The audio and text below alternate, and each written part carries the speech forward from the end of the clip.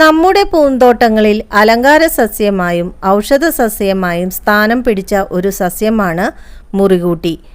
ഇലയുടെ ഭംഗി തന്നെയാണ് ഈ സസ്യത്തെ അലങ്കാരമാക്കി വളർത്താനുള്ള പ്രധാന കാരണം. മിക്കവാറും പൂന്തോട്ടമുള്ള എല്ലാ വീടുകളിലും ഈ ഒരു സസ്യം നട്ടുവളർത്താറുണ്ട്. ഈ സസ്യത്തിൻ്റെ ഔഷധ ഗുണം അറിഞ്ഞിട്ട് വളർത്തുന്നവരും അറിയാതെ വളർത്തുന്നവരുമുണ്ട്.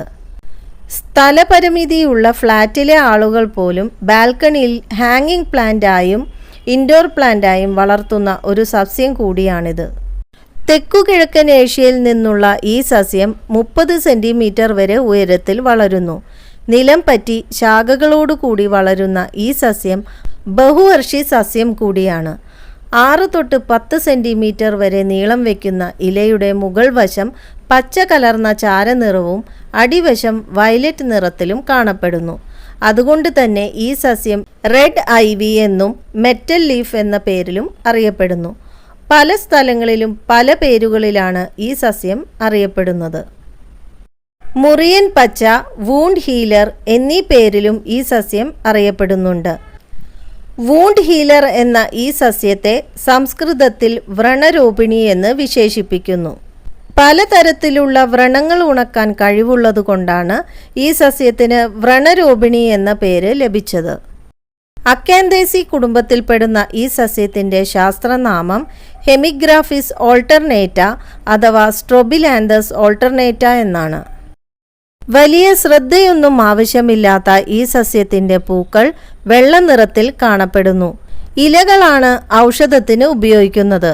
തണ്ട് മുറിച്ച് നട്ട് പ്രൊപ്പഗേഷൻ നടത്താവുന്നതാണ്. മുറികൂട്ടിയിൽ antibacterial, antimicrobial, anti inflammatory, antidiabetic ഗുണങ്ങൾ ധാരാളമായി അടങ്ങിയിരിക്കുന്നു എന്ന് സമീപകാല പഠനങ്ങൾ വെളിപ്പെടുത്തുന്നു. ഇന്ത്യയിലും ഇന്തോനേഷ്യയിലും നാട്ടുമരുന്നായി ഈ സസ്യം വർഷങ്ങളായി ഉപയോഗിച്ചു വരുന്നു.